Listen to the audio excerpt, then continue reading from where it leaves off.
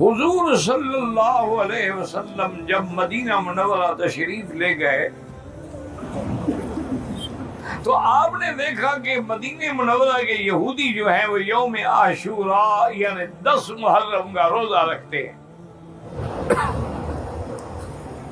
حضور پاک نے ان کے علماء کو بلایا اور پوچھا لم تصومون یوم عاشوراء، کیوں روزہ رکھتے ہیں؟ انہوں نے کہا حضور یہی تو وہ دن ہے کہ جب اللہ نے موسیٰ علیہ السلام کو نجات دی، فرعون کو غرق کیا، بنو اسرائیل کو رہائی ملی، ہم اس شکرانے میں اللہ کے نام پہ روزہ رکھتے ہیں۔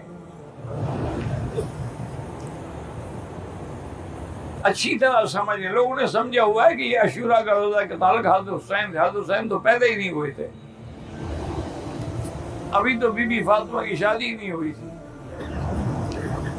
یہ عاشوراء کا روزہ حضور نے فرمایا اچھا اگر یہ بات ہے نحن اولا بموسیٰ منکم، پھر ہم تم سے زیادہ موسیٰ علیہ السلام کا احترام کرنے والے ہیں۔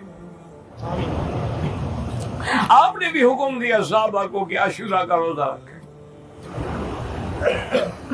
اور ساتھ حضور نے یہ بھی حکم فرما دیا کہ صوموا یومن قبلہ او یومن بعدہ، کہ صرف 10 کا روزہ نہ رکھیں۔ لوگ یہ نہ سمجھیں کہ نعوذ باللہ ہم یہودیوں کی پیروی کر رہے ہیں، بلکہ 9 اور 10 رکھیں یا 10 اور 11 رکھیں، 2 روزے رکھیں۔ حضور صلی اللہ علیہ وسلم نے خود بھی یہ روزہ رکھا۔